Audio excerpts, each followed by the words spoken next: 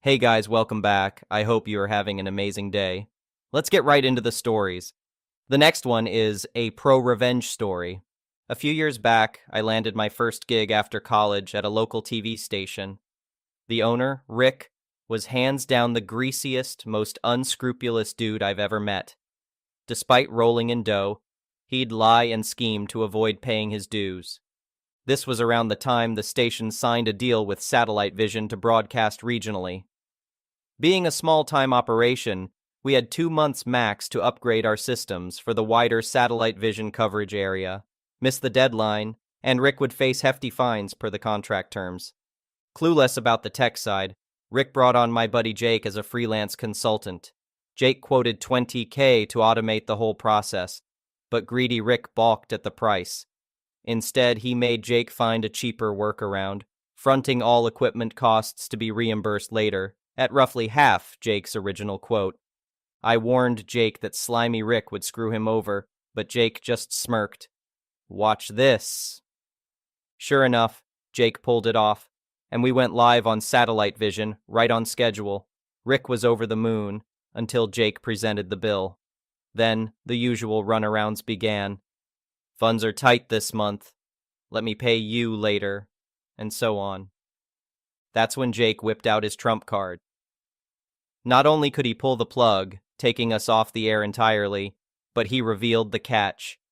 To keep our uplink running on a shoestring, someone had to manually code the broadcast daily, a simple 5-minute routine, but Jake was the only one at the station who knew how. Jake laid down the ultimatum. Either Rick pays the outstanding balance plus a $2,500 monthly consulting fee, or we go dark while racking up satellite vision penalties. Cornered, that weasel Rick coughed up the cash pronto. Instead of the original $20K, Jake milked over double that amount with his nifty $2,500 monthly gig for nearly a year before teaching someone else the routine. Out of pity, he said. The moral: short-term greed will always leave you worse off down the line. Hey, I'd advise finding an investor next time instead of jerking around your contractors, Rick, Jake quipped on his way out. Rick's face was redder than a tomato. The first one is an entitled people story. I'm a 72-year-old farmer who has lived on my family's land for my entire life. My daddy left me this 300-acre farm when he passed, and it's been my whole world ever since. I grow corn, raise chickens, and have a nice little herd of cows that provide milk and meat. Farming is in my blood, and I take pride in carrying on the family legacy. There's nothing I love more than being out in the fields at sunrise, getting my hands dirty tending to the land. The fresh air, the warm sun on my skin, the smell of the earth, it nourishes my soul. My property is a fair piece away from town, with just a handful of neighbors scattered about. We're a tight-knit bunch who look out for each other. My wife Edna passed a few years back, so it's just me and my hound dog Rufus rattling around the old farmhouse these days. Well, things were going just fine until a city slicker named Karen moved into the fancy new housing development they built across the highway. She joined up with some other newcomers and decided they were going to start a homeowners association, or homeowner association as they call it, to improve property values. Now I want to make something real clear. I have never been part of this homeowner association nonsense. My land is grandfathered in and doesn't have a thing to do with that new development, but that Karen and her cronies seem to think they're fancy. Bylaws apply to my family's farm too. It started off with some minor annoyances. They would drive by and scowl at my cow pasture, saying the animals made too much noise and smell. They sent me letters about my unsightly fence and demanded I paint it white to match the other properties. I just tossed those letters right in the trash where they belonged. But then things got more serious when they started messing with my livelihood. They accused me of not following proper landscaping practices and threatened to issue fines. They even claimed my tractors were too loud and tried to restrict when I could work my own fields. The straw that broke this camel's back came when I found a legal notice taped to my gate. Those snake-belly homeowner association lawyers were suing me for devaluing properties by not adhering to their covenants. I was facing tens of thousands of dollars in fines and court costs, and they had the audacity to demand I stop farming until this was settled. trying to tell a man he can't work the land his family has owned for generations. That just didn't sit right with me at all. Now, I'm an easygoing fellow, but I was fixin' to get plain ornery about this whole crooked situation. So I decided it was time to lawyer up and show Karen and her highfalutin homeowner association they can't bully my family. I walked right into the best law office in town and told them my tale of woe. The attorneys there were appalled by the way I'd been treated. They agreed to take on my case free of charge as long as I let them turn it into a class action lawsuit against that godforsaken homeowner association. It felt good walking into that courtroom, knowing I had real legal eagles on my side. As the judge started hearing our testimony about the homeowner association's corruption and harassment, you could see Karen shrinking into her seat. Her lawyers tried every trick in the book, but our evidence was ironclad. Thanks to my case, dozens of other neighbors came forward. Turns out Karen's homeowner association had been illegally threatening folks all over the county. They'd even seized some poor widow's property by manipulating legal documents. When the verdict came back, let's just say it was mighty satisfying. Not only did I win my case hands down, but the judge fully dismantled that crooked homeowner association for good. Karen was removed from the board in disgrace. And sweeter yet, she had to pay me for all the anguish she'd caused. With the money she owed me, I bought myself a brand new John Deere tractor and hired some help so I can work less and spend more time relaxing on the porch. As for Karen and her highfalutin friends, most couldn't bear living here after being shamed and stripped of their power. One by one, those city slickers packed up and headed back from whence they came. So now things are back to normal here in my little slice of heaven. My farm is thriving, I've got money in my pocket, and best of all, not a single homeowner association letter in sight. This old man may be 72, but I've still got enough fight in me to stand up for what's right, and I'm proud I was able to protect this beautiful farm from those looking to ruin our way of life. Rufus seems happy, too, now that those homeowner association folks won't be around to harass his livestock. I reckon he's ready to spend his golden years in peace, and so am I. The next one is a petty revenge story. I'm a new dad. I'm sleep-deprived and just feel sluggish all the time.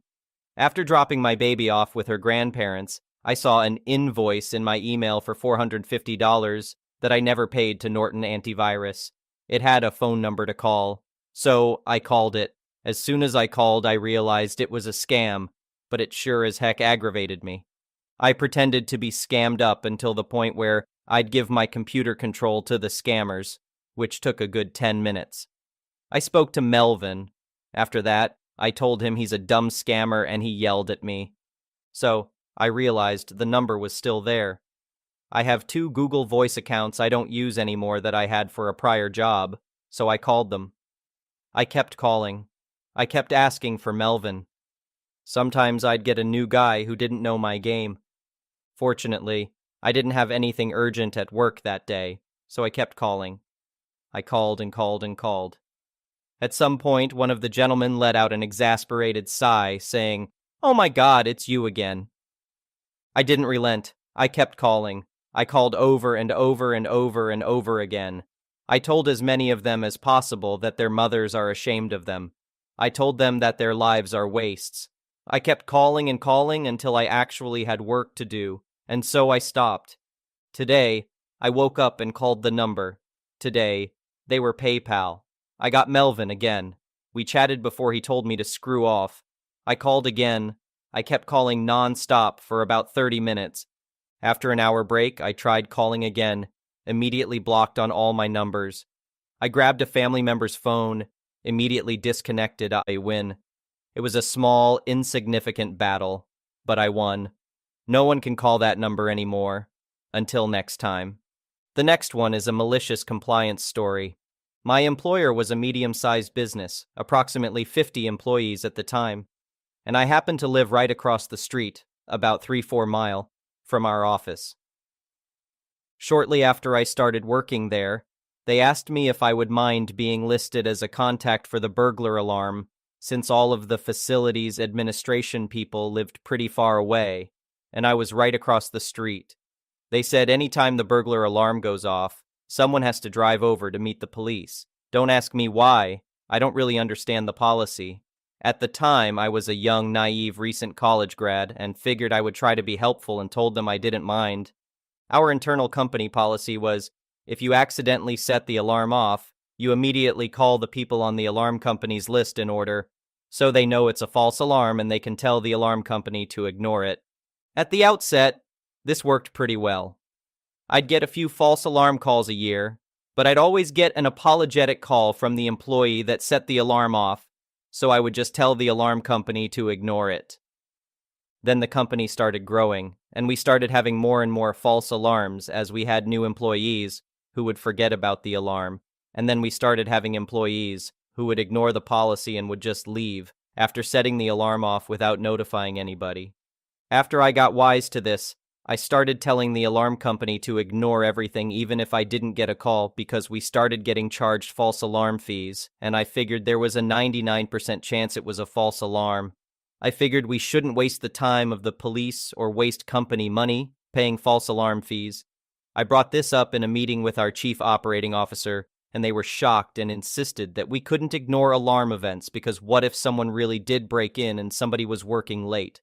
They could be at risk. So I said, okay, staff need refresher training because they aren't following the policy to notify me of false alarms. So we're going to have a ton of police dispatches for false alarm events. Chief Operating Officer minimized the issue and insisted the current policy was fine and no retraining was necessary. So cue malicious compliance. Anytime I got an alarm call without someone notifying me of a false alarm, I followed the policy and had them send the police. There were 2 or 3 false alarm calls where the police showed up, found nothing, and sent us a bill. The very next call, I sent the police like the policy said, and right as they were pulling up, they saw a vehicle pulling out of the parking lot and chased it. The employee that got chased? Yeah, it was the CEO. In addition to getting chased, he ended up getting cited for speeding as well. The next day, Chief Operating Officer tries to pin this on me like it's somehow my fault, to which I reply, I just followed the policy you gave me. The next day, the entire company went through refresher training on alarm procedures, and I was taken off the alarm call list. I count it as a win. The next one is an entitled people story. I, 23 years old female, work the night shift as a CNA in a nursing home. I don't know why the other CNA I worked with last night felt the need to target me, as it was my first time ever working with her. She's been there for only a couple of weeks. But she very obviously singled me out looking for a problem. I am a hard worker and have zero interest in any kind of drama. I come to work to take care of my patients and get paid, then I leave. I may be overly bothered by this because I have anger problems that I work hard on keeping in control due to past trauma, and I know that I have to keep it together to be successful for my dream career, so I just need to vent. This lady comes in a few minutes after me, and I don't recognize her, so I go out of my way to be helpful and ask her if she's familiar with the patients she's assigned to, and then give her a rundown of the patients and their needs, and let her know where I'll be if she needs help. After I finish checking on all my people I'm assigned to take care of for the night, I sit down and start taking notes for a class I'm taking, and she comes up and asks for help repositioning a patient in bed that can't move on her own, so I drop what I'm doing and go to help her. To reposition a patient, you first use the bed remote to lift the bed up to above your waist so that you don't hurt your back bending over, and then you get someone on each side of the bed to lift them up and turn them and such. We get to the lady's room and I grab the bed remote and start lifting it up, but it pauses for a second because of a shortage in the wires. Cheap facility. So it takes me a little more than 2 seconds to reposition it to start lifting the bed some more, and the other CNA raises her voice at me while bobbing her head around with an attitude that the bed needs to be way higher than that. And I explained to her that I was trying to lift the bed up, but it paused for a second, and that I know how to do it. She then goes off on me about what I am and am not allowed to say to her, and acting so aggressive over nothing that even the patient and her roommate are looking at her confused and concerned. I didn't want to feed into her obvious attempts to make a scene, so I shrug it off and finish helping her with repositioning the lady, then turn around and walk out of the room and go back to the nurse's station. Moments later, I get up to answer a call light. Then when I am walking back to the nurse's station, the other CNA is standing there. And before I make it back to my seat, she starts yelling at me about how she is 47 years old and a 20-year-old vet, and that I better watch my mouth, and goes on and brings up my age several times, and how she even has kids older than me, and was saying stuff like, "I don't know what your problem is, you will respect me. I literally did not disrespect this woman once, and even went out of my way to be nice to her," and blah blah blah. And the whole time I kept repeating that I'm not going to argue with her. I'm just here to do my job, and I don't care about her age or her work experience. I told her, just stop, I'm not arguing with you, multiple times, but eventually just walked away because I felt myself starting to shake and my heart start to race, and I didn't want to go off and regret it later.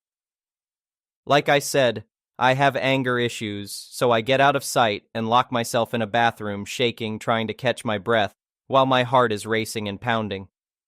I was nearly in tears because this woman was almost in my face about something stupid, and I couldn't blow up about it, and I wanted to so bad. I get myself together, and once I stop shaking, I walk out to the nurse's station, up to the nurse who witnessed it all, and told her what happened in the patient's room. Meanwhile, I can hear the other CNA talking loud to the other nurse, on all the way down the other hall, about how, "I didn't even do anything to that little white girl. All I did was ask for help with Mrs. Patient's name, and she gave me attitude about how she knows what she's doing, like I haven't been doing this for 20 years, blah blah blah," even though I had actually dropped what I was doing to help her with zero complaints. Then for the rest of the shift, she was staring me down and gossiping with the other nurse, but would get quiet and try to listen to what I would say to my nurse, even though it was all work-related.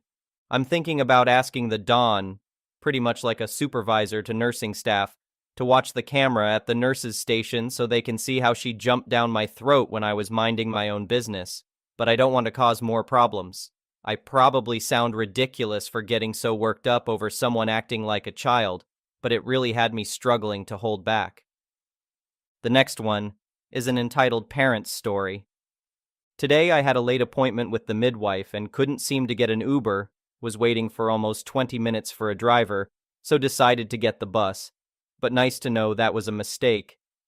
Getting on the bus was normal, and I sat at the front of the bus in a single seat next to the window, still panicking about being late for my appointment. That was until the next stop, where a mother got on with an older kid and a younger kid. The older kid got on just fine and went to find a seat, but as the bus started moving, someone tapped my shoulder, and I looked down to see the younger kid. YK. "Can I sit here?" Me. "Sorry, bud. It's a bit difficult for me to move right now." YK. "Why?" Me. "Because of my big belly," I point at my stomach. "I got a baby." YK. "There's a baby hiding in your belly?" Me. "Yes, but he'll be here next month." YK. "Oh, okay, thanks." He walks over to his mother, who sat in a double seat. I sighed and looked out the window and began to text my friends, then remembered I needed to call the doctors, that I was going to be late. Pregnancy brain. But as I was pulling up the doctor's number, the mother began to talk to the person behind her loudly about rude and lazy teens, and how no one likes to be kind to kids nowadays. Now, I'm not very comfortable with confrontation. However, with all my bundled pregnancy hormones, I've been a lot better at speaking up for myself. So I sighed and turned to her as she glared at me and loudly began. So, are you going to let my kid sit down yet? Me. There are plenty of seats on the bus. I'm sure he can sit wherever, but I can't exactly move right now, especially while the bus is moving. See what I mean? Turns to the poor guy behind her again. Lazy teens. Me. I'm not lazy, just heavily pregnant. You're not pregnant, you just look fat to me. I was in a large hoodie, but even with that, you could tell I had a lovely belly sticking out in an impressive way. Honestly, in some tops, I look ridiculous. Me. I am pregnant. I'm also due next month, so I can't afford any accidents so late into my pregnancy. At this point, pointed at me in disgust. Kids your age shouldn't be getting pregnant. That's disgusting. Me. Not that you need to know, but I'm 24. How is that disgusting? EM. There's no way you're 24. You're way too small. Stop lying. Yes, I'm pretty short for my age. 5'14" for anyone wanting to know. At this point, I just ignored her and called up the doctor with her complaining loudly in the background. Nothing exciting like her being kicked off the bus or anything. The bus drivers tend to keep to themselves unless a fight breaks out physically. But yeah, I spent years reading about these people but never actually seen in person, so this was a new one for me. However, the looks aren't something I'm not used to. I get a lot of the older generation glaring at me since I've gotten bigger in my pregnancy. Now, I don't think I look young, but my sister tells me I do. And that being paired with my height probably isn't helping my case. The next one is an entitled parent's story. This might be a small thing, but it still made me so frustrated I, 39F, actually cried. There is a history of him not respecting my time and prioritizing social events with his crew of varyingly questionable buddies, instead of time with me and my brother. Dad and his SO were coming for coffee and a bite to eat Saturday at 1200. Instead of arriving more or less on time like a normal human, he rolled up almost an entire hour before at 11:10. He rang the doorbell once. I was out of earshot in the basement, as was my husband. He was in the shower, and we were not expecting people for 50 damn minutes. Dad did not call or indicate that he had been at our place at all. They proceeded to leave and go shopping. At 12, they rang us up from the shops. Instead of coming back to our house at the actual time of our social call, they tried to call me up to see if we were awake yet. At that exact moment, our plumber, a friendly neighbor, had dropped by to discuss our small bathroom reno. Friendly plumber was in for 15 minutes. I rang up my dad immediately after FP left. As I expected, Dad was just letting us know he was a little delayed. Instead, he had turned back. He was 15 minutes into his hour drive back home and didn't want to turn the car around to have coffee lunch because he had food in the car and had other things to do that day. It was 12:15 and he was supposed to be at our house 1200. A catastrophic delay, certainly. Meanwhile, my husband had baked bread and I had prepared the house for guests in the middle of a renovation. I just feel disrespected, discarded, and right at the bottom of his list of priorities. And insulted. Instead of, sorry we were early, it's, you should turn your doorbell volume up, and, we assumed you were sleeping. Instead of delaying his schedule by 30 mins so he could drive back and have the coffee lunch we had prepared, it's, I have other things to do today. Please tell me I'm not the crazy one.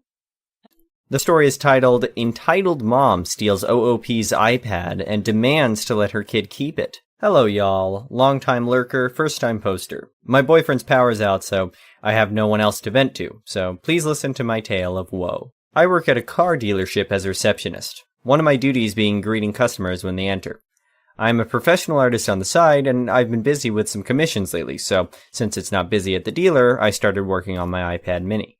It's old, and I'm working on upgrading, but I currently can't afford to, so I live with it despite the battery life being really short and I have to basically keep it plugged in at all times.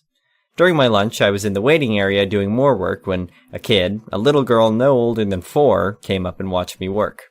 This happens a lot when I draw in public, and usually the kids just ask a lot of questions. But this NG, nice girl, was very quiet and just had a look of amazement, so I just let her be. Her mother, the EM in the story, was nearby at a salesman's desk working on purchasing a new car, which is a long and no doubt boring process. The salesman working with her walked away, which at my dealership they do very often to retrieve paperwork, talk to the sales/finance managers, etc. She looks over to me and her kid and asks her, "What are you looking at?" Her kid points at my screen and says, "She's painting puppies." I was working on Twitch emotes of a streamer's dog. I sort of show my screen to EM, and she then asks her kid if she wants to draw, which the girl excitedly said yes. I expected EM to pull out a paper and pencils, or at least ask me if I can get some for her too, but she just looked at me expectantly. When I realized she was waiting for me to hand her my iPad, I said, "Oh, she can't use mine, but I can get her a notepad and pens." But apparently that wasn't good enough. She sighs and says, "Just let her draw a little bit. I'm almost done here anyway," which I knew for a fact wasn't true. They were waiting on bank approval for a loan, which can take anywhere between 5 to 30 minutes. And even then, they'll be here longer for finance paperwork, detailing, etc. I start to explain that this is part of my work, and she scoffs, saying I'm just doodling puppies, and it was selfish that I wouldn't let NG doodle on my device too. Poor NG was just looking at her hands, looking quite embarrassed. I then pretended my lunch was over and got up to spend the rest of my lunch at my desk. I couldn't see her behind a huge truck on display, but I can hear her grumble to NG about who knows what. Whatever. Pretend like I didn't hear so I don't mess up this sale for my coworker. Sometime later, Nature called me and I got up to use the restroom. I left my iPad on my seat so it'll stay plugged in and put a notepad over it to try to cover it up somehow. My desk is a wide crescent shape with no drawers to keep my things safe, so this was the best I could do to somewhat hide it. I was in the restroom no longer than 3 minutes, but when I got back, only my charger remained. My iPad and Apple Pencil were gone. I looked over to the lady, who had her large purse suspiciously in her lap now instead of on the floor beside her chair like it was before. I was panicked because a lot of my work is on that iPad that I needed. I went to my sales manager, SM, and told him the situation. He told me he would take care of it, but to be patient for now. I went back to my desk full of anxiety and my stomach doing backflips. SM went to the desk where EM was to work out the deal. They're far enough that I can hear their voices, but not pinpoint what they're saying. But I did hear her eventually yell, "How dare you! I would never steal! Do you want to lose this sale?" I immediately got up and went over behind the lady so SM could see me, but she couldn't. He tells her he understands, but my iPad went missing and he wants to make sure no one currently in the building has it. That's when I remembered the Find My feature on all Apple products. My iPad was connected to the dealer's Wi-Fi, so I pulled out my iPhone and pressed play sound for my iPad. Her purse started dinging. She tried to play it off as if it's her ringtone, and SM stared at her, as if daring her to answer it. Thing is, with the play sound feature, if I keep pressing it, it will keep pinging. I made my presence known and told her to give my iPad back. That's when she stopped playing dumb and just said, "Just let NG have it. Her birthday is coming up and I can't afford a present for her since I'm getting this car."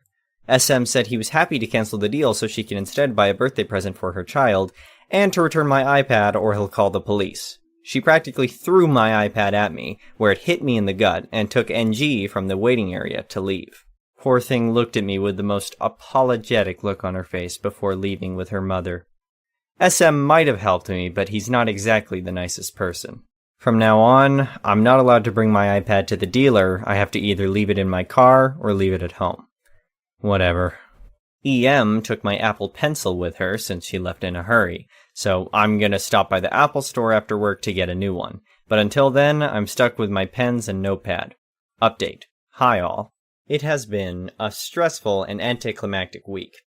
I came back to work on my day off on Monday to talk to the police. EM apparently doesn't live in the country. She came here to try to buy a car that isn't available in her area, so they had to reach out to the police department there to talk to her. They took my info and told me to fill out a police report online so they can get started, which I did. The next day, the shooting in Texas happened. Rest in peace, those little angels. So, the police assigned to my case deemed it not important enough and placed it on hold to do a 2-day shooting drill that commenced the following day, Wednesday and Thursday. I finally got word back yesterday, on Saturday, that the EM has been contacted and told to either give the pencil back or be charged with theft. I don't know what her reaction was, whether she went to the police or they went to her, or what kind of conversation they had, but I do know she handed over the pencil. 2 of her country cops just came into the dealer a few moments ago and gave me my pencil. They then told me that next time, if I can do it myself, then confront the EM myself, and I was capable of doing so because of the info we had of her. However, they did say that they can proceed with the charges for theft if I wish to do so, but say I should think about her child and that she returned the pencil anyway. Honestly, guys, I don't want to make this political, but at this point, I was exhausted and did not want to deal with the police or anyone in the legal system further. I just thanked the cops, offered them coffee, and sent them on their way. I really don't know if that was the proper procedure for police work or if we're all stressed because of what happened on Tuesday. I live in a dominantly Hispanic area, and the tragedy hit us all exceptionally hard. I don't even have the energy to be angry anymore. I'm just really tired and happy to have my pencil back. Now I have 2. I'll probably give my newer one to my little cousin, who wants to follow me in my art footsteps. She doesn't have an iPad, but her sister does, so maybe she can let her use it on it. I don't know. I wish I had a more juicy and righteous story about how EM was arrested and paid me money because of a stupid decision she made, but the tragedy humbled me to my core. All I have to say now is, take care of yourselves.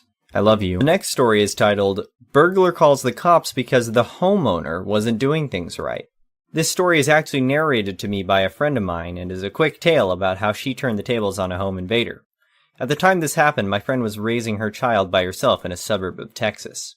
The area they lived in wasn't particularly safe with wild beasties of both human and animal kinds, so friend armed herself with a small pistol and took some gun safety classes to protect her small family. The years go by, child is now 5, and there was a series of break-ins in the neighborhood, so friend hired a security company to install security cameras around her home.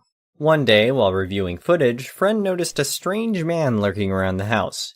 He seemed to wander around a bit and then wandered away, so friend shrugged and carried on with her day. Nothing to worry about, right? Turns out, she was wrong. A few days later, friend was working in her home office and saw the same guy walking down her driveway, opened the gate, and entered her backyard. Friend realized the kitchen door was open.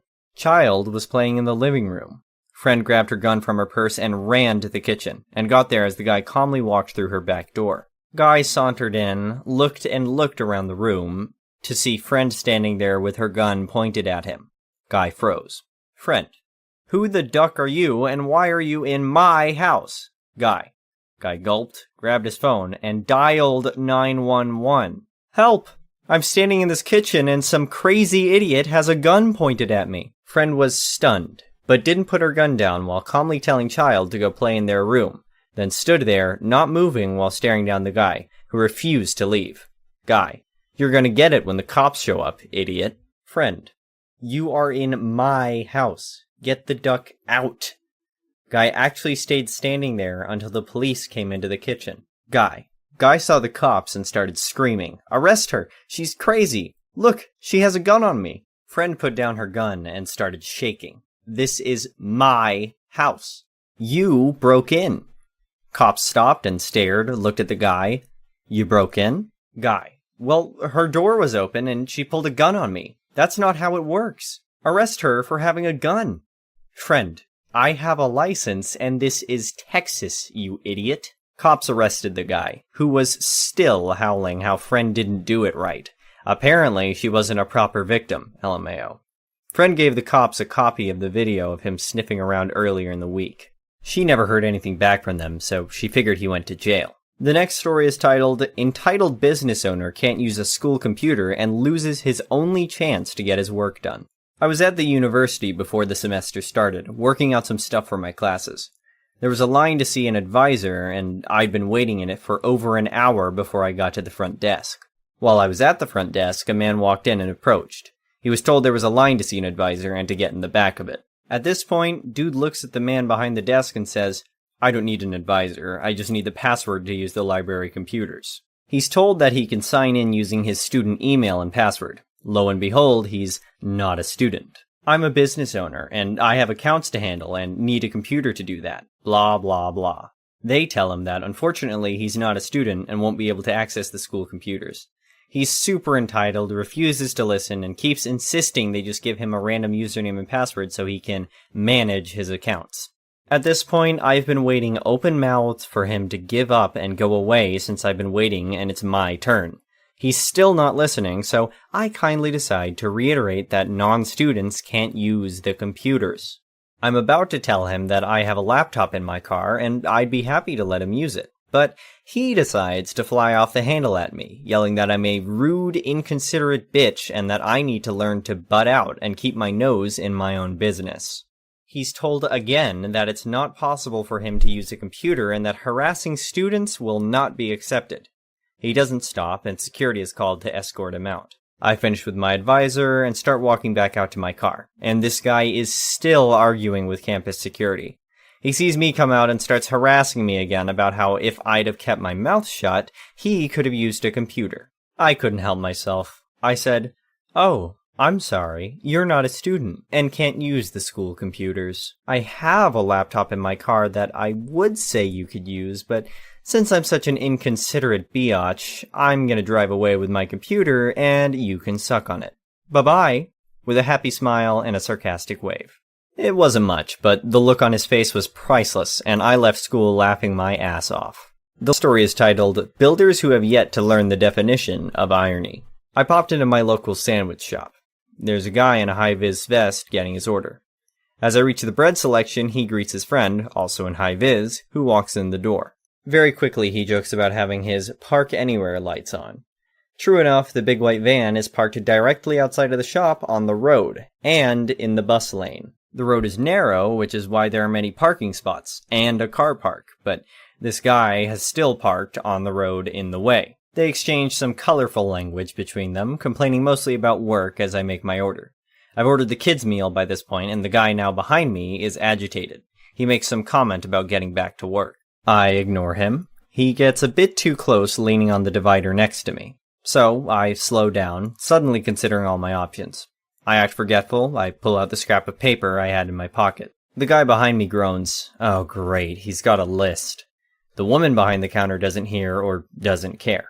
I take my time, buy a few extra things, make sure to get them toasted. The woman obliviously plays along, gives me all my options to combine for a meal deal. Did I want an extra cookie? I consider them all, and get my order. The builder behind me is clearly agitated. I get my food and go. It feels like a bit of a win. I've wasted his time and gotten in his way. I doubt he realized why he lost his lunch break or that he was being selfish in what turned out to be a nearly empty street. But I felt better for it. The story is titled, Public Payback to a Customer Who Refused to Pay. So I had a garden maintenance business, and had a lady living in a very nice area call me and ask me to do some regular visits. I was actually in the process of selling the business, but made 6 visits. She was pretty bad at paying, but had paid a previous invoice, so I let her balance grow to about $300 before sending numerous reminders. When she found out I was selling the business, she obviously decided to try and not pay me. I was texting and emailing her every few days, and she would ignore 90% of my messages, and eventually ask me to stop harassing her, stating she had COVID and would settle it the following week. I'd basically written this off in my head, not caring about the money, but was angry because she's a high-profile lawyer, lives in a rich suburb, and had the means to pay me. I also mentioned the situation to my mom, who said that I shouldn't threaten a lawyer and should just walk away. Once the business had sold, I found her lawyer profile and where she worked. This is a big company in the city, and I noticed they had Google reviews open but had 0 reviews.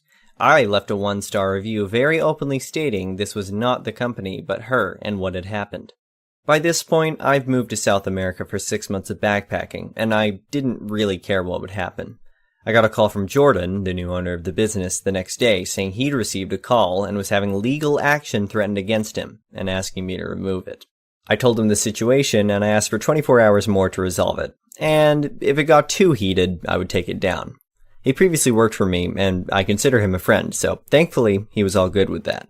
I quickly spoke to my brother who has a law degree, just to make sure she was just bluffing. At the end of the day, it's not illegal to make a Google review. I then received an email from her demanding I remove it and she would pay me. I very strongly worded a response saying it will not be removed until money is clear in my account. I fell asleep then, and when I woke up I had 3 more emails, initially threatening me, then eventually saying that she had paid the money. Once I checked the money was in my account, I removed the post. She had made it very clear that she was under extreme pressure from her firm. I'd also sent the email to their reception, and I'm sure the whole office was aware of this incident and her reputation had been affected. Moral of the story, if you have a public profile, don't treat people badly in the days of the internet. I also feel especially content that I faced up with a lawyer who probably thought she could scare me and not pay, and give them a taste of their own medicine. The next story is titled, Stole My Seed, eh?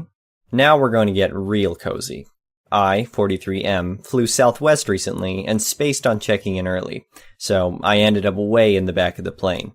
It was only an hour flight, so I wasn't too distraught about it. I had a single large backpack as carry-on, so after making my way to the last few rows on a packed flight with a line boarding behind me, I spied an aisle seat and told the fellow at the window I'd be joining him, leaving the middle seat open for the moment. Again, it was to be a full flight, so every seat would be taken. I went to stow my bag in the overhead and discovered it was full, so I turned slightly to the left to reach up to the compartment in the next row behind me. Having stowed my bag, I turned back to take my seat, only to discover the guy who had been in line behind me, who absolutely saw me and heard me tell the guy already seated I would be sitting there, had decided to just help himself to my seat. I immediately chimed in with, "Hey, I was about to sit there," to which he replied with a shrug and a really condescending smirk, then offered, "Oh well, there's still a few seats behind you." I looked behind me and contemplated if this was a hill worth dying on. Turns out it was. I looked him dead in the eye and said, "Nope, we're best friends now," and squeezed myself into the middle seat. I am 6'1", 230 pounds. He was at least that, as was the window seat guy. This just became a very cramped situation. As if the universe was already on my side, I discovered immediately that he was sitting on half my seatbelt. I very forcefully pulled it from under him, and followed it with the same shrug and smirk he had earlier, with a shy, "Sorry." Once we took off, I found it very hot in there, and needed to remove my zip-up hoodie. Of course, this required standing up and lots of arms flailing backwards to remove it. Smirk, "Sorry." Finally, refreshments made their way over. Being in the middle, I politely passed window seat guy his drink. Then, "Oh my god, so sorry," smirk. I clumsily mishandled mine and splashed the poor fellow. Snacks came shortly after. Who knew trail mix would travel like a confetti blaster if you opened the bag with too much force? Smirk, "So very sorry." The next story is titled, "Knew I was getting fired, so I scattered 200 business cards around the office in various inconspicuous places." I was working for a staffing agency as the branch sales manager a few years back. My new boss was and is a complete shothead. Had no idea what he was doing, had never worked in the industry, started pitting managers against each other to determine loyalty and support. We had a small office in the back of ours that he would use from time to time. One day, when I was in the office taking some lunch, I found that he was still logged into his email. Considering how much I disliked him, I snooped. I found out I was getting fired. Sucked, but I had a few irons in the fire already, so I was ready to move on. I immediately started hiding what was left of my business cards all over the office. In individual files, taped under keyboards, under desks, under chairs, taped to the back of the wall decor, between sheets of copy paper, all over the place. I still have a friend who works there, and after 4 years, they still find a random card somewhere in the office at times. It's a nice reminder of how they screwed me. My boss was fired about a year later for bad production. The branch is bleeding to this day. The next story is titled, "Smug Karen Takes My Car Keys Because I Can't Possibly Be the Owner. Earns herself a ride in the back seat of one of our country's finest." This is just a throwaway because I don't care to stick around for long, but this incident was so stupid that I can't really help but share this story since my friends keep telling me to. What I find most weird about this is that my car wasn't anything super special. It was just a yellow '09 V6 Chevy Camaro with black stripes. When I bought it, it was super cheap because the passenger side door had been smashed in somehow and there was already 130,000 miles on the odometer. But the title was still good somehow. No idea why, nor do I really care. It was sold to me via proxy. All I know is the car looked like a good deal, so I bought it. A friend of mine who works in auto body fixed it for me. He said that most of the damage was to the door itself, and I just needed a new door after he made a few tweaks to make sure everything was straight. Together, we managed to find a door at a salvage yard that was the same color. A little work, and the car looked almost new, and it became my fun ride to commute to work or drive around when I didn't feel like using my other car. I didn't do any modifications to it. I'm not one of those guys that's into speed or crazy mods. I liked the car because it looked cool, and the gas mileage wasn't so bad with the V6. In fact, I wanted a V6 Camaro because I heard that they're usually in better condition than ones with a V8, because people drive the V6 more for looks than power, and don't gas it as much. I drove that Camaro for a year before running into a random Karen at a supermarket last year in September. Those places tend to draw Karens in regularly. Especially in the state I live in. I've seen many Karens, but was lucky to hardly ever be noticed by them. I was shopping for some stuff to make dinner, and was about to head home when I found the Karen with her young son all over my car after exiting the store. I'm guessing the boy was about 4 years old. and his mother was taking pictures of the kid sitting on my hood while the kid kept smiling and gleefully saying, "Bumblebee." Yes, I understand the reference, and I've heard it all before. I don't like people messing with my property, and told the kid to get off. The Karen took one look at me and told me to mind my own business. Now, I'm 29M, but I have a bit of a baby face, and my casual clothing made me look like a teenager. So I guess to her, I couldn't be someone who'd have anything to do with such a nice car. That's actually a pretty common car. I told the Karen to get off my Camaro, and she bluntly told me there was no way it was my car because I'm too young. I pulled out my keys and hit the alarm button on the remote. That made the alarm start blaring for a second, and her kid jumped off while screaming and crying because I'd frightened him. But rather than pay attention to her crying child, the Karen came running at me full speed and managed to shove me hard enough that I fell over. The next part is a bit hazy. I got a bump on the head, and that crazy idiot slurred every word she was screaming at me. She stepped on my arm and pulled the keys from my hand before I really had a chance to react, though she didn't really hurt me much. She was not a big woman, only around 5'2" or so, and a twig, while I'm 6 foot and over 170 pounds. When I got to my feet, she was comforting her crying kid and telling him that I was a mean person.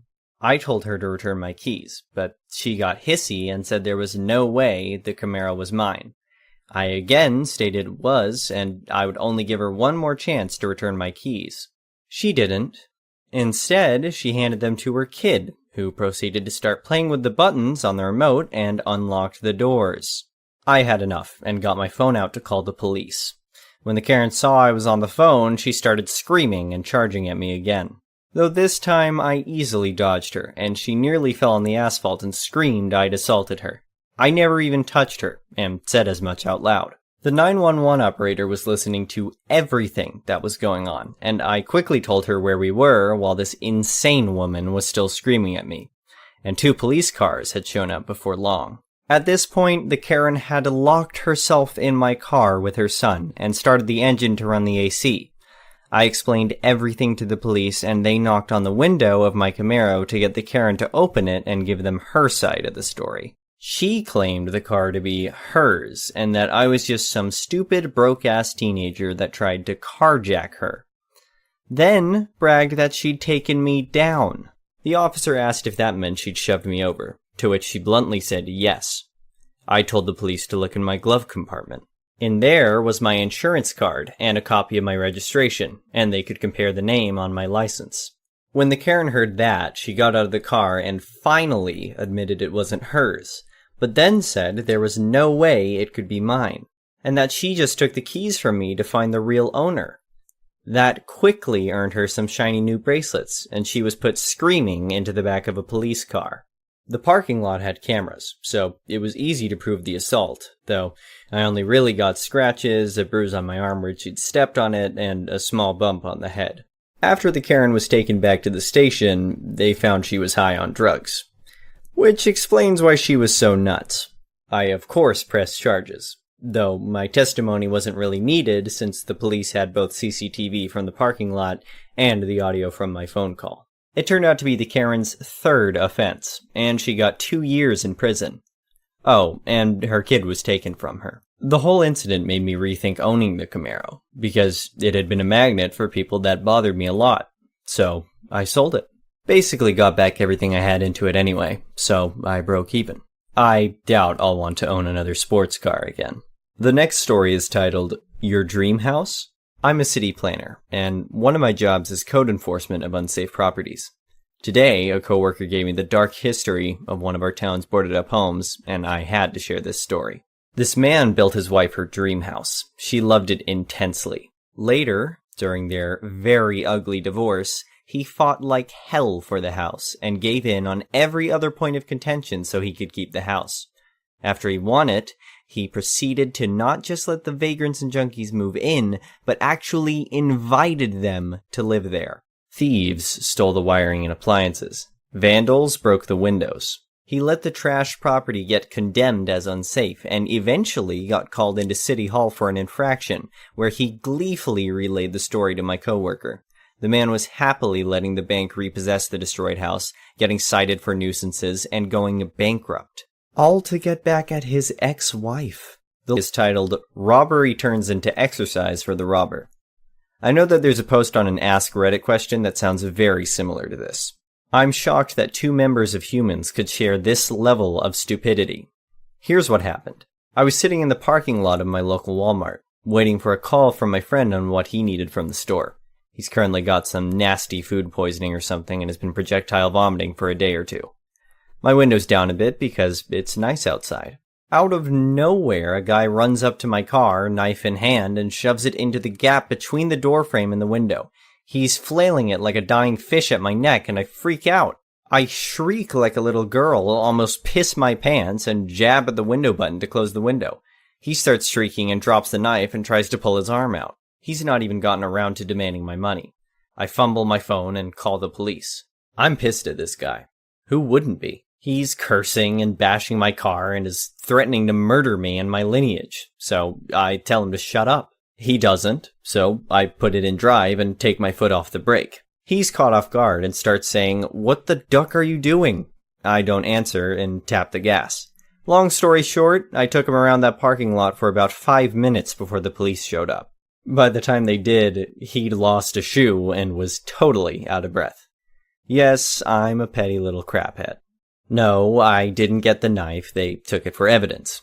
Yes, my window got messed up.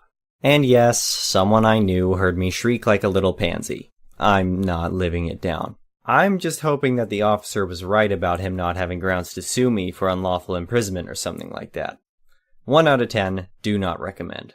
The one starts like this. For years, solar energy was one of the things that I liked but was skeptical about. All those phone calls about getting solar panels on my house got me thinking, and I eventually caved in and had somebody come over and give me an estimate. With the amount of sun where I live, I would pretty much get all the power I could ever need. Costing less than what I was currently paying and also being clean energy made it an easy choice for me. This story is not meant to convince you to get any of them, I just wanted to include a little about how and why I got the panels installed onto my house. Now, the biggest complaint I hear from people about solar panels is that they ruin the look of the house they are put on. Now, personally, I don't care much for how my house looks or even how I usually look myself. Because of that, I cannot say one way or another about it, but to me, as long as they work, the way they make my house look does not bother me. What matters even less to me is how it makes other homes look. I would not let my house become a dump or my yard look like it has not ever been maintained, but other than that, I don't really care. If my house has chipped paint or could use a new window shutter, that is not something that bothers me.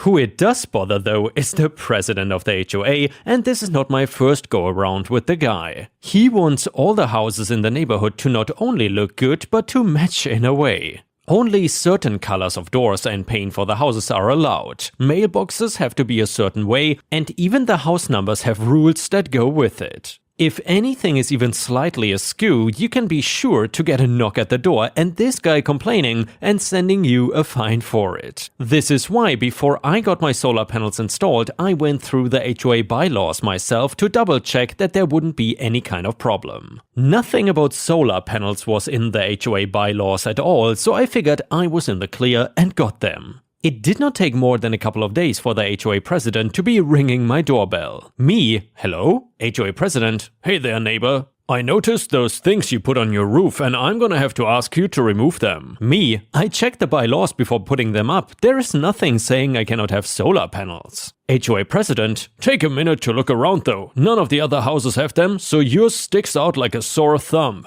Solar panels are not referred to specifically, but I think we can agree they fall under property clutter, which is not allowed. Me, I am not removing them. The only thing we both know is your excuse for getting rid of them sucks. HOA president, you're not gonna make the entire block have bad property values because your roof looks so ugly now. I insist that you remove them. I refused again and closed the door in his face. If he wanted to come after me with a fine, I would take it to court and have a judge tell him that he cannot dictate my house and the fact that I wanted solar panels on my roof. He did not go with his usual course of action and instead took it upon himself to personally remove them. What he did was he came to my house with a shotgun and started opening fire on my roof in the middle of the night. I heard the bangs and woke up terrified that I was under attack and possibly I was gonna die. I went to the window and peeked out to see him there shooting at my roof. I could not go outside due to the fear of being shot, so I could only wait it out until he left. In the morning, I looked over the damage and saw that the panels were basically destroyed. Huge chunks broken off and fell to my lawn, while others seemed to shatter into small pieces. One thing was for sure, and that was my house could not be powered with them anymore. I was outraged that he pulled a stunt like that just because I would not bend to his will. Making it even worse, the danger of a stray bullet potentially going through a window and hitting me. It did not take me longer than 5 minutes to decide that I was gonna sue this guy for everything he had. I sued the HOA technically and had to wait a long time until we could appear before a judge to talk about what happened. I had a lawyer and pictures getting taken the very same day I discovered the damages that this one man caused. I also had a camera on my property, but it only managed to catch the beginning of this assault on my roof. I guess he noticed it and shot it, thinking that the footage would be destroyed, but it backs up automatically to my phone. After a few months of waiting, we are finally set to go and see the judge. The HOA president goes first and claims that the solar panels were not allowed on my property due to HOA bylaws. Of course, he dismisses any knowledge or involvement of their destruction. Their main side is, as the HOA, they don't have to pay or get me justice because the damaged part of my home was not allowed to exist anyway. Then he made some fake apology how he was sorry, but the matter was out of his hands and I should take it up with somebody else. Even going as far as to say maybe the people installing them did a bad job and they just slid off my roof and broke. Hearing somebody lie and not getting to butt in is hard for me, and I was basically biting my tongue the entire fake story he told. Then it was my side's turn. I talked about waking up that night to the sound of gunfire and seeing him outside my window with a shotgun. I forgot to mention that I called the police the next day because I was in too much shock to think clearly at that moment. I was scared for my life. Either way, when the police came the next day, I pressed charges. Unfortunately though, where I am from, the police is incredibly useless. Anyway, in court I did show the evidence of the destroyed panels and how the damage doesn't make sense for things to just slide off my roof and end up with bullet holes and shell casings. Then I showed the partial video, which you can tell the HOA president did not expect to exist anymore, and his face clear as day in it. This was the main thing that caused the case to go in my favor instead of his. Finally, the HOA bylaws themselves were read over, and a judge agreed that nothing in there would make having solar panels a problem. So then, the HOA was forced to pay to replace my solar panels, which was gonna cost them a pretty penny. As for the president himself, they were gonna look into his gun ownership and charge him for firing illegally and destroying my property. Even if you own a gun, that doesn't mean that you can shoot wherever you want and whenever you want. The arrest was more than enough for him to lose his position as HOA president, and the weird rules he was making could finally stop. Homeowners in the neighborhood could have a little freedom of creativity back when it came to their homes. I did get my solar panels back on the house, and the entire case drew attention from people. One side effect of the entire thing was people asking me how I like my panels and if I recommend them. I'm a huge fan of irony, and more people became interested in potentially getting solar panels, which was the best irony in my opinion. And the next one is titled, Idiots Trespassed and Got What They Deserved. And by the way, dear viewers, if someone ever trespassed on your property, please let us know in the comments what you did with these people. How did you get rid of them? Let us know in the comments.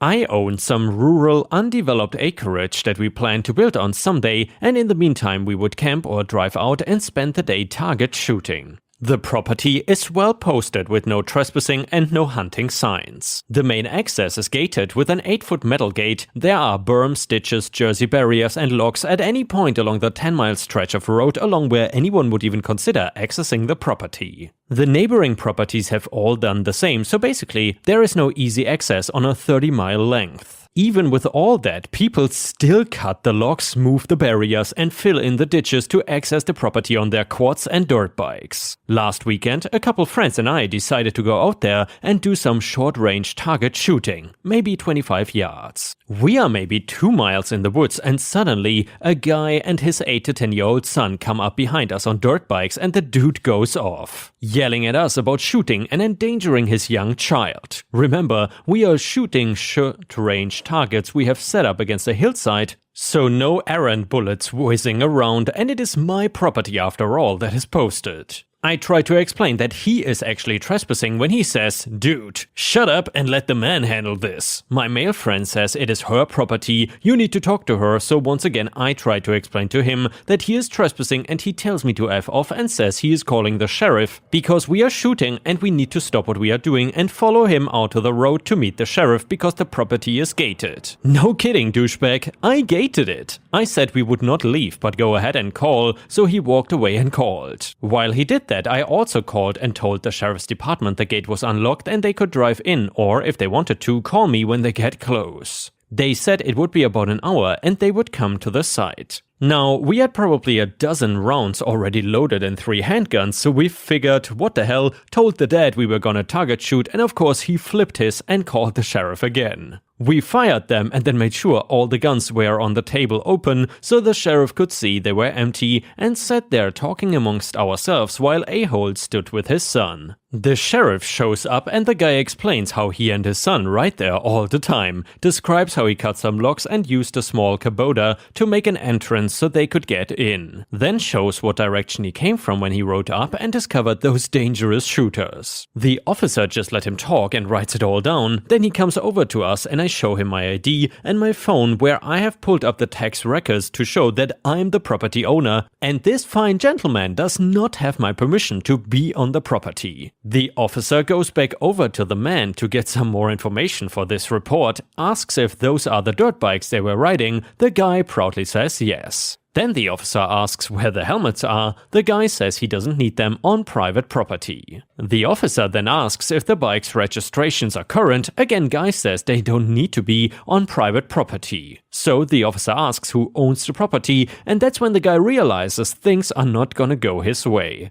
So far, his a-hole tax has cost him a ticket for no helmet and a double amount ticket for the kid not wearing one, and 2 tickets for unregistered bikes, 2 trespassing charges, a vandalism charge for the work he bragged about to access the property, and he had to push both bikes the 2 miles out to the road and then walk another 3 miles to his truck. Plus, of course, whatever the cost is to repair the damage he did making the access and damages for the trail system he created. If he had not been an a-hole, I would have just told him he could not ride there and then blocked his access. As for our supposedly illegal shooting, the sheriff complimented me on my grouping, which was nice. And the next one is titled, "Dumb Customer Gets What He Deserves." So I work at a famous chicken chain that is known for our politeness. And dear viewers, if you are from the US and you know which kind of chain OP is talking about, then please let us know in the comments. Anyway, the story starts like this. So at my store we offer free meals to police officers in uniform who eat in the restaurant. My coworker greeted this customer and asked for his order. He promptly showed what an a-hole he was by berating her for having to wait in line for all of 2 minutes. He did it so loudly that 3 officers eating lunch heard him. He used very foul language and took 4 minutes to do so before placing his order, strike 1 for him. He next showed what a douchebag he was by camping out in a booth and making a mess that I only expect from large families with multiple small children. This included throwing his trash on the floor in plain view of the officers. Strike 2. He then went to his car and started throwing what seemed like an ocean of old fast food wrappers and cigarette butts out of his car into the parking lot. That was strike 3 for him, as this was littering. All 3 officers went out and made him clean up his mess and wrote him a ticket. Where I live, littering carries a $500 fine, and if he contested it, the judge could tack on up to 60 hours of community service. So finally, this guy ended up paying $508 for his lunch. And the next one is titled, "Was this really your spot?"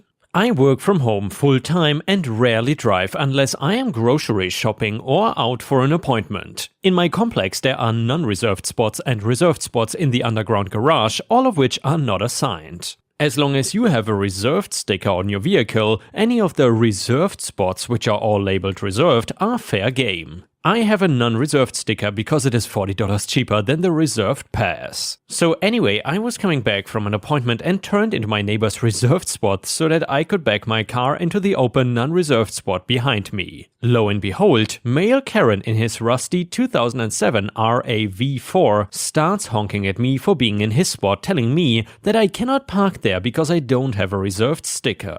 I told him I was only backing out. I probably should have let it go, but his Karen-ness pissed me off so much. As I was getting on the elevator, I quickly realized he only wanted to park there because it was right next to the elevator. A light bulb went off in my head and I made my way to the rental office, it's in the same building, and asked to upgrade my parking pass. It is an extra $40 I'll be shelling out, but it's worth the petty revenge. I am waiting for him to leave for work tomorrow, so I can move my car into his spot and leave it there for God knows how long. There are perks to being fully remote.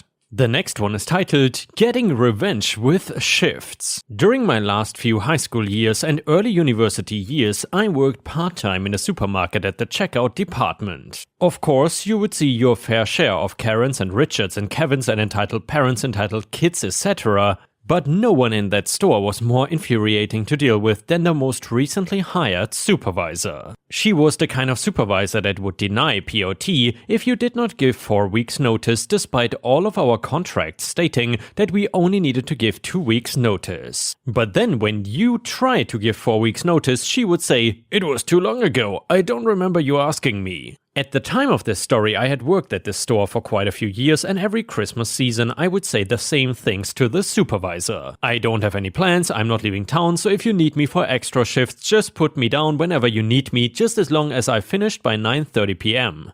They knew that I would not care if it was any day of the week, just a 4-hour shift or 11-hour shift. I was completely free with no plans, totally flexible and able to work mostly whenever. My only condition was that I had to be done by 9:30 p.m. This was because I had not yet gotten my full driver's license and it was illegal for me to drive by myself without some kind of supervisor between the hours of 10 p.m. to 5 a.m. The store was open from 8 a.m. to 10 p.m., so out of those 14 hours I could not work 0.5 hours of them. It was a good system between and led to me doing a lot of extra shifts, with a lot of them being last minute. However, early November, the new supervisor asked me about my December and January availability, and I said the same old song. You can put me down for extra shifts as much as you like, whenever, for any day, as long as I am done by 9:30 p.m. She asked, "Why 9:30 p.m.? And then I explained to her about my driver's license. She just nodded and walked away. Then mid-November rolls around and the December schedule was released. I was given plenty of extra shifts as per usual, but you might have seen this one coming.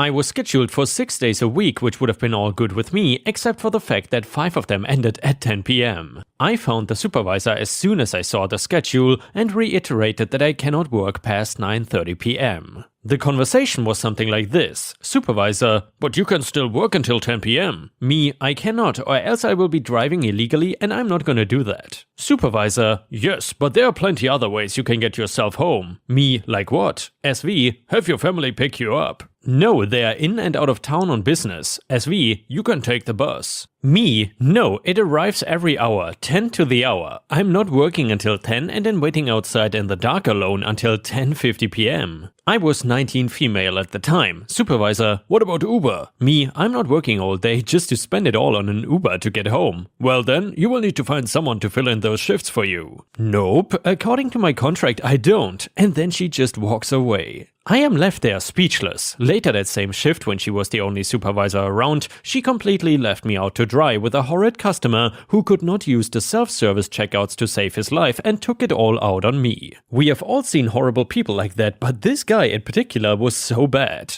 Co-workers, even those from different departments, kept coming up to me asking if I was okay after dealing with that guy. Not my supervisor though. After I got home that day, I was done. I sent out CV after CV on job websites. My mentality was, if I'm gonna get paid minimum wage, I might as well do it somewhere better. Within a few days, I had a retail store asking me to come in for an interview. Within the next week, I had that new job lined up and ready to go. So I went back to the supermarket on my next shift and handed my 2 weeks notice. All my other supervisors were gutted that I was leaving. I'm not saying I'm some star employee, but I was always keen on extra shifts, barely took sick leave, was so chill, and willing to do a lot of the side tasks that no one else wants to do. For example, collect the shopping carts in the rain or empty the rubbish bins, and I just knew a lot of stuff about the checkout in general. Also, I was gutted I would not be working with them anymore, but working with that one bad supervisor hurt more than working without others. The day I handed in my notice, the bad supervisor was not working. I did not see her until a few days later, when she stopped me near the back of the store around a few other coworkers. I'm guessing that she was not too happy that she lost a de facto full-timer just before the Christmas rush. She seemed a bit flustered but still had that fake smile of hers. Supervisor, so I heard you're leaving soon. Me cheerfully, yep, in just under 2 weeks. Supervisor, but you've worked here for quite some time. Any particular reason why you're leaving so quickly? Me, with the biggest grin I've ever had on my face, I already told you why. I'm not working those 10 p.m. shifts. It was beautiful. Within a split second of me saying that, her smile dropped and she just stared at me speechless. This time it was my turn to just walk away. You don't quit bad jobs, you quit bad management. A Reddit comment I saw a few years ago. And yeah, dear viewers, if you have ever quit a job just because of bad management, then please let us know in the comments, because I would love to hear about your story. The story is titled, Order Me to Clean Up Your Mess? I'll get your boss to see how badly you treat your staff. One day, I was working on the till, and doing just fine. It was a good day, as Snappy wasn't around, so I only had one asshat to deal with that shift. It was a slow day, and I had been using Snappy's till credentials to let her see the true reflection of a normal swipe rate. See previous revenge. And when I didn't have any customers waiting to be served, I made sure all the bits around the till were organized, clean, and looking good. The only big job around the till to keep clean and tidy was the medicine cabinet. It's a locked cabinet just below the till with medicines we advertised, but customers couldn't just pick up off the shelves as they were quite pricey, and we needed to advise them on the dosage, etc. But I took 30 minutes or so to clean the damn thing, making sure all the flea treatments were on one side, the calming remedies were on the other, and so on. There wasn't really enough space for everything, but I made it work so when anyone looked in the cabinet, they would be able to see every single label or front of a box to determine where anything is. I was a little proud of my work. Next thing I know, Messy came into the till area, on the phone with a customer I assumed, and went into the medicine cabinet. Now, Messy was not a lean guy. He was big, with huge arms, probably through lack of a proper diet and too many takeaways. And this cabinet was small, so I had a feeling I knew what he was going to do to find the product the customer was obviously asking for, and got my pet pad out. Oh yeah, all of us worker bees had iPads called pet pads, which we would use for taking online orders, writing notes, checking off to-dos, etc. But there was also a camera function, which I decided to utilize that day. I got my pet pad out and set it to record video. Messy proceeded to put his left arm as far as he could on the inside of the cabinet and swipe to the right, and then forwarded to bring out every damn product in there. He hadn't even tried looking first like a normal person would. He just went full 1-year-old on the beautifully organized cabinet I just finished cleaning. I'd got it all on camera, and when he got off the call, having told the customer we don't have whatever they wanted in stock at the moment, he got up and told me to clean up the cabinet. I left the pet pad on record, although I didn't point the camera at him, I just needed the audio for this part, and told him I had finished cleaning the cabinet not 5 minutes before he came and swept everything out before even attempting to search inside. He said he didn't care, and ordered me to clean it, even pointing at the mess all over the till floor area. I then stopped recording on the pet pad, smiled, and said thank you, and to hold the tills down for a sec as I walked off towards the back of the store. I went into the office where Doormat was sitting, doing something on the computer. I showed him the video and told him I wanted to make a formal complaint about Messy, and I wanted that video to be included. Doormat did let the other managers run amok and walk all over him, but that recording must have taken the cake for him. He wrote up the complaint, downloaded the video, even let me take a copy for myself because I didn't trust it wouldn't get deleted, and filed it to head office. I got the rest of the shift on the tills in peace, as Doormat hauled Messy's ass inside, and from what I'd heard from other worker bees, he took him down a couple pegs. After seeing my complaint at head office, the big bad boss man above the managers, mentioned in the previous revenge, for that store visited us in person and chewed out Messy in front of the entire staff for 20 minutes, lectured the managers on how we treated each other as a staff family, and how conduct like that, proceeds to show the whole staff of the video I recorded, will not be tolerated. I have never been so vindicated in my life. I got many pats on the back from the worker bees after that meeting, and let me tell you, Messy and Snappy always watched where my hands were going every time they pulled their daily BS around me to make sure I wasn't reaching for my pet pad.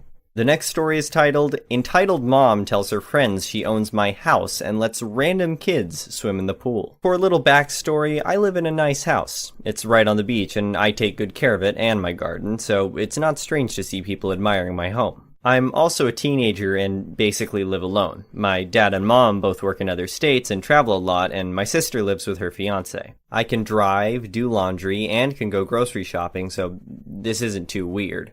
I don't like driving, so I usually bike everywhere, and I have a pool in the backyard. On to the story. EM, entitled Mother, EK, entitled Kinder Egg, CF1, CF2, EM, Confused Friends, CT, Confused Twins.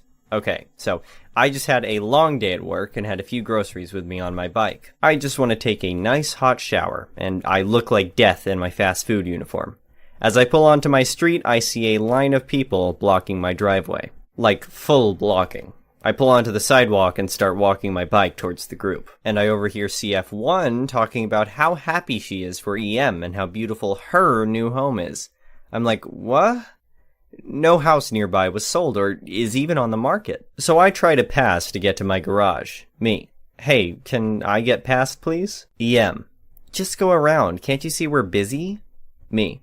I just need to drop my bike in the garage and then I'll be out of your way. I'm glad you like the house, though. I try to take care of it. CF1. I think you might be confused. EM lives here. Me. No, this is my house. I live here. I don't know her. EM. You are obviously trying to break into my house. Get away before I call the police. Me. No, you need to leave. EM. I will not get off my property.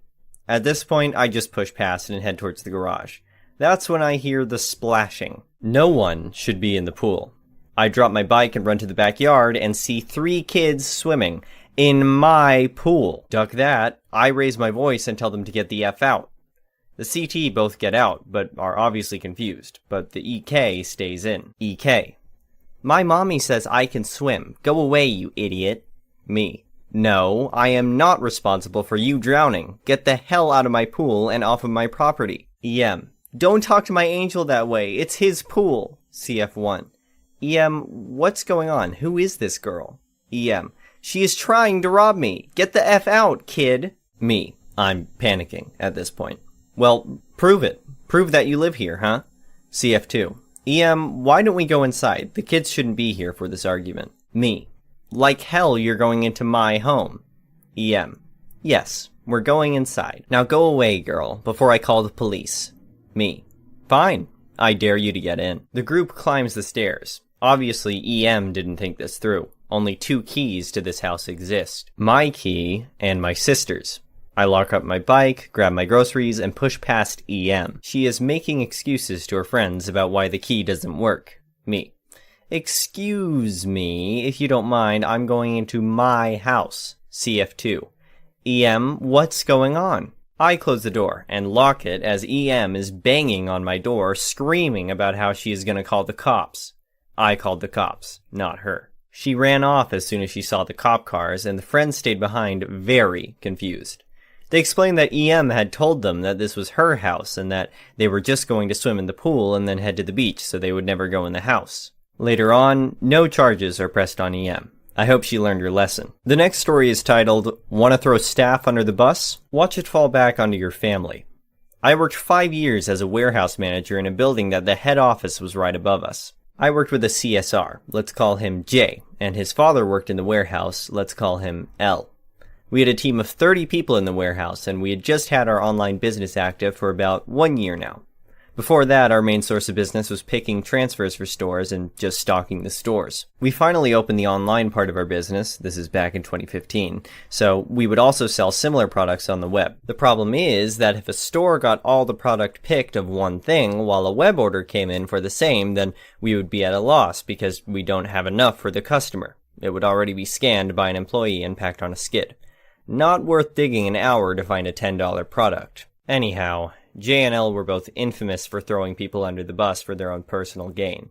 It almost seemed that they would do it whether it was personal gain or not. They were just lowlives, the people I would consider losers. They both worked in the business for 10 plus years, and they were both entry-level positions since they were toxic and non-promotable. One time, I get into a meeting upstairs organized by my boss, CFO, the customer service manager, and the 3 CSRs. It turned out to be kind of an ambush because Jay walked in with a stack of paperwork. I was new at the time, about 4 months into the job. We talked about the online business and where we did well, but ultimately where we fell short. Jay then dropped the stack of paper pointed at me and said, "This is a stack of issues that your staff have done in the past year." Literally a list of things even from before I was employed. He basically said that the warehouse didn't know what they were doing, as the stack included mispicks, incorrect quantity shipped, and other issues. I had said this is the first time I've heard of any issues. Why would we not bring the issues up one by one so we can fix the concern or see where the issue lies and address it to correct future ones, rather than wait for them all to pile up and become more issues? I said this, and then said, "So wait, you were intentionally holding off on information that could have helped this business so you can collect enough data to try to make someone lose their job instead?" Jay said, "Someone should be fired for this." CFO quickly disagreed, but I said, "You know what? I will have to look at these issues and address with staff." So I took the stack and went downstairs. I found something interesting. No issues were brought up about specific errors from the department L works at, his dad. So I went and asked the CFO if Jay could provide me details on each department, specifically Department 35 and 40, which were our laboratory and LTL shipment business. Both are L's position. Eventually, Jay took a week, so I had the CFO ask again. He gave me a few issues, but tried to sugarcoat it.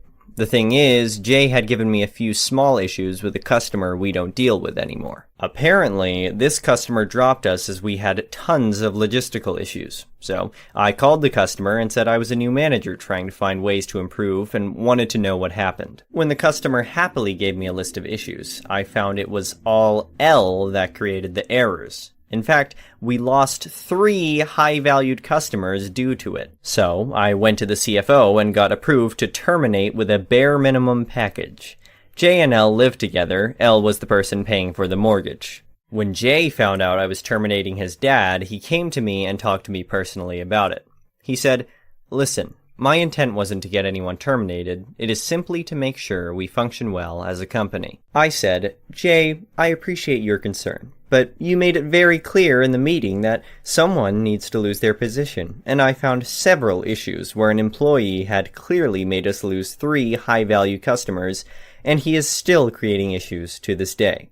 Jay said, "Okay, but termination is a stretch." I said, "I don't know how you found out I was going to possibly terminate someone in the first place, but I do what I must to simply make sure we function well as a company." I played dumb that I didn't know they were related. To the point where, after I had terminated L and officially was told they were son and father, I had gone to Jay and said, "I'm sorry, I didn't know you two were related. If I had known, then I would see why you were hiding information on the department intentionally."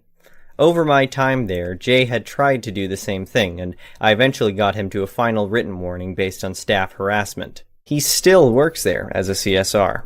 Will never move up in the company. Has his age capped.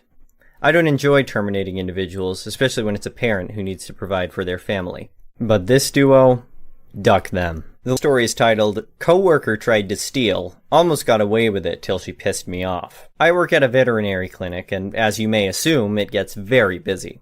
I typically have the role as a veterinary nurse, but help my coworkers when I can. I was helping clients at our front desk because it was slammed and there was only one receptionist. A coworker stormed up front, got real rude with me, and said she needed help in the treatment area. Cool. I will absolutely help, but I wanted to finish my task, and I certainly don't appreciate the attitude about helping someone else. So I snapped back and we idioted at each other for a minute. Fast forward to the evening, this same coworker who had no right to be a dick earlier had also used flea medications for her cat that was in today. She didn't put it on her invoice and specifically said anything that costs money she didn't want to get today. So she planned on just not paying for it. I didn't honestly care too much because it's inexpensive and the cat needed the meds, so I ignored it. Well, because she decided to be an a-hole, I asked our receptionist if that medication got put on the invoice, knowing the answer was going to be no.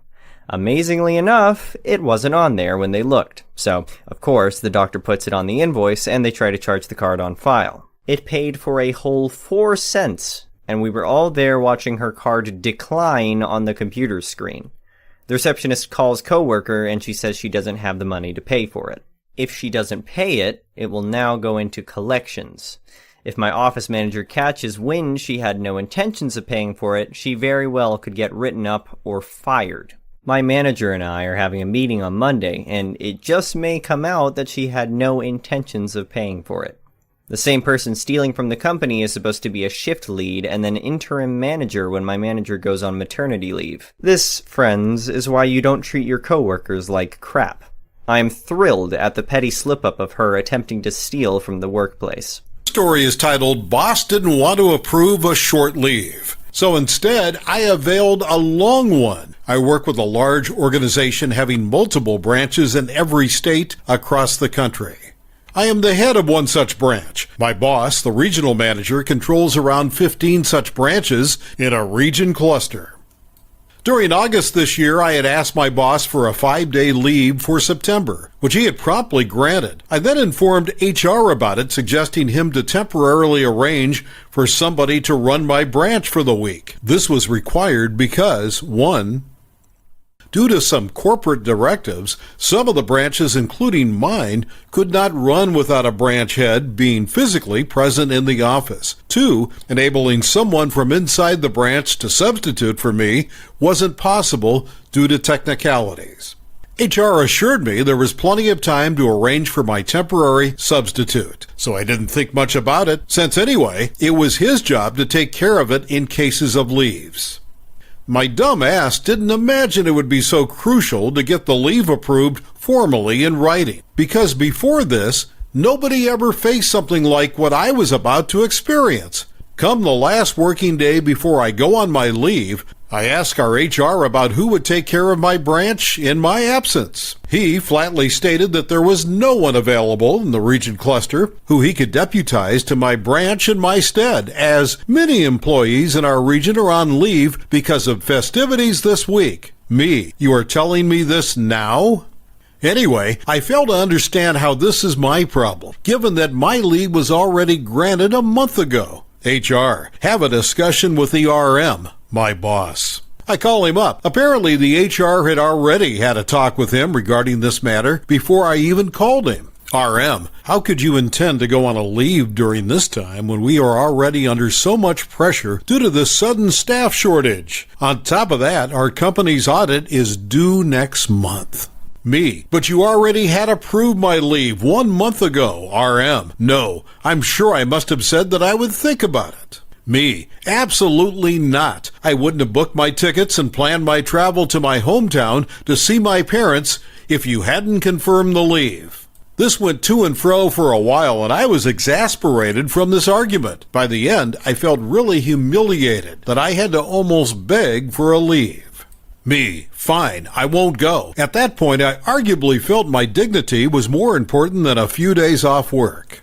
RM, huh? Okay. He was at a loss of words at my sudden giving up, so my leave stood canceled. My tickets had to be canceled, money wasted, and I was left utterly exhausted at this bull crap. A few days later, we got a notification for the yearly interstate staff soccer tournament being arranged by corporate. If selected, I'd be playing for my state, and the tournament, from the selections till the final, would go on for a month. Soccer happens to be one of my favorite sports, so guess who just applied and got selected in the state team? Now here's the funny thing about sports and activities that are arranged by our company's corporate center. The top management takes these seasonal events very seriously. If you're a participating employee, nothing or nobody on this planet could make you rather go back to sit on your chair and mind your job instead of participating. So as it appeared, although not on a leave per se, but I was all set to go on a month-long tour across the country, playing soccer without having to worry about managing a branch and getting paid in the process. Even irrespective of my leave fiasco, this was a damn good thing to get involved in. As some of you may have expressed a curiosity, yes, extravagant events like these are not unheard of in big Fortune 500 companies. My organization is a large conglomerate and the third largest employer in our country.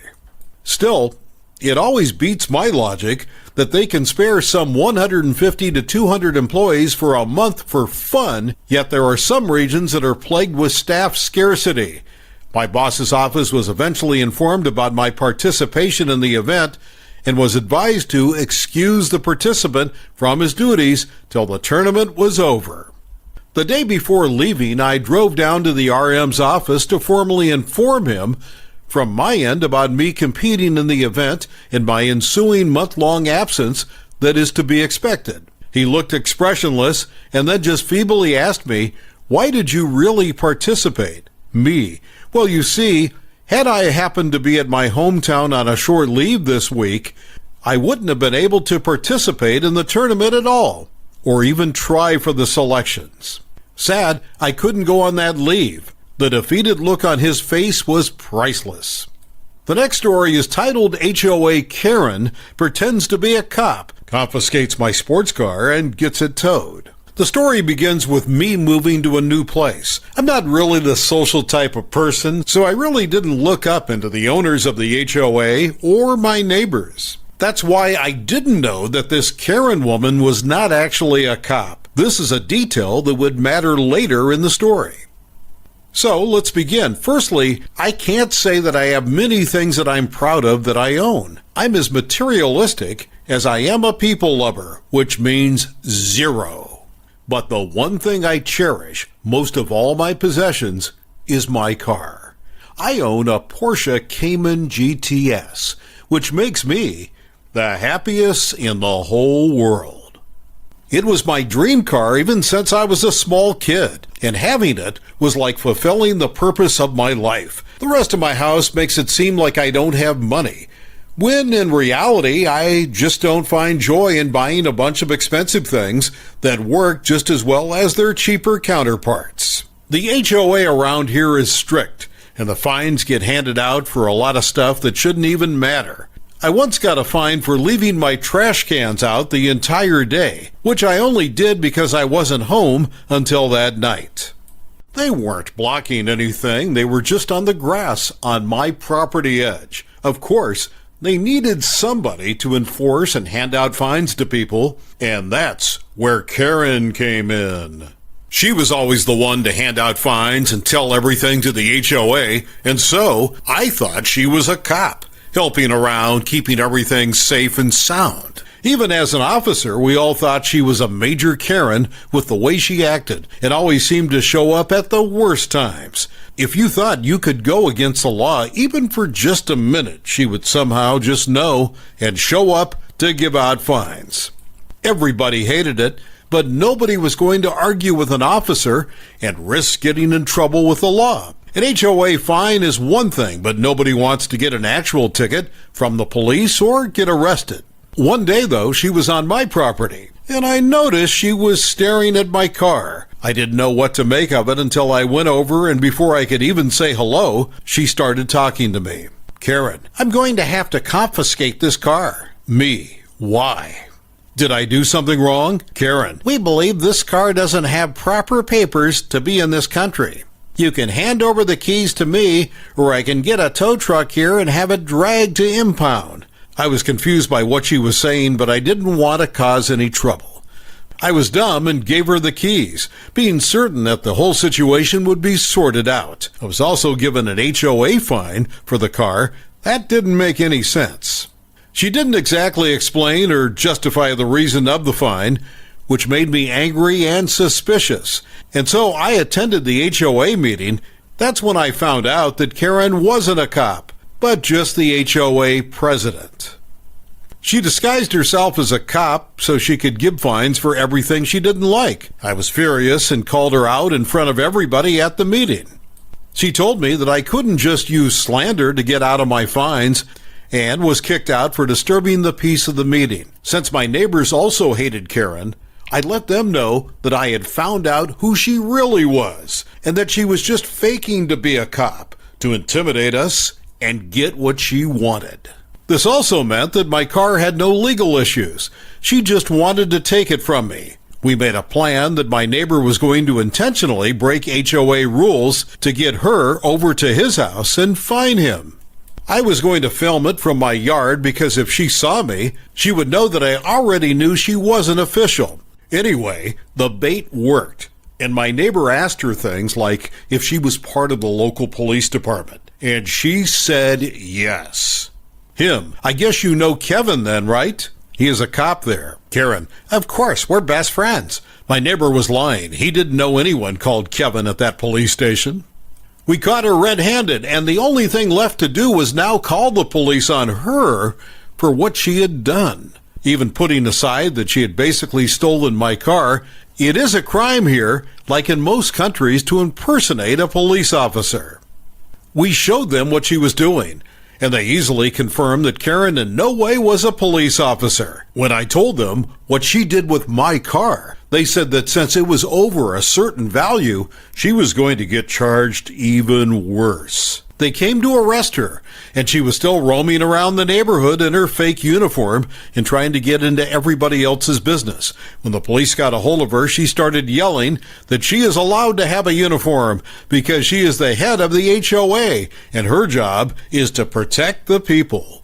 The thing is that if she had a uniform or badge that said HOA, she might have gotten away with that. Instead, she clearly had the police department she didn't work for all over the uniform and badge. She had no shame in admitting that she literally stole my car, also shaming me for how my house and I look. Karen, he doesn't deserve that car. I do, for all the work I put in this place. Policeman, lady, where is his car? Karen, I got it towed yesterday. I wanted to teach him and everyone here a lesson. I don't want people to look to our neighborhood and see a man like him driving a car like that.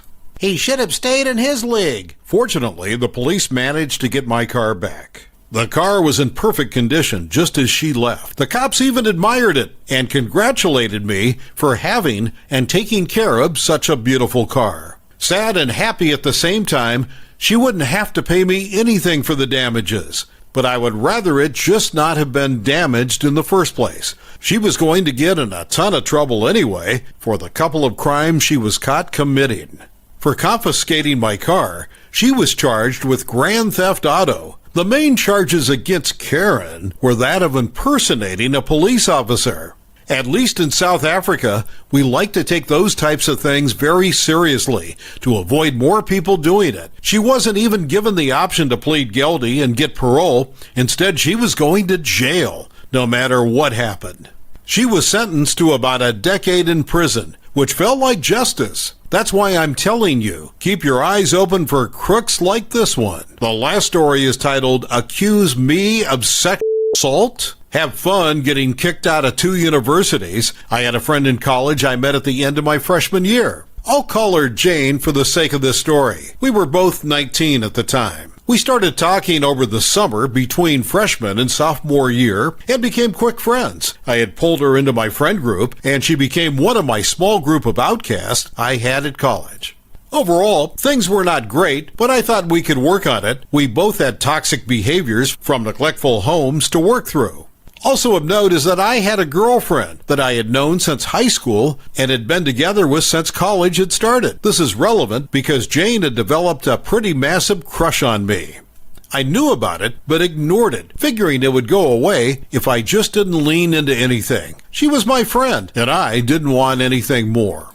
I loved my GF. Jane suffered from a neurological disorder I still don't understand, but it basically caused her to have seizures when she was stressed. The grand mal kind, where she would drop to the ground and convulse for several minutes. She couldn't always tell when these would happen, so I thought an emotional support animal might do her some good, because she loved dogs. We went to an animal shelter to see if she clicked with any and found a dog that we'll call Max. I put all of Max's adoption information under my name because I was already in their system, and we went home with a beautiful, well-behaved dog. She was the perfect fit, big enough to support Jane to the floor and provide deep pressure therapy as needed, but small enough for a dorm room, which she had to be because Jane had been kicked out of her house when her parents found out she was a lesbian. I figure we could get Jane settled into her dorm and start paperwork for Max's ESA clearance for school. Max had started picking up on warning signs and alerting before Jane would seize, and it all seemed to be going well.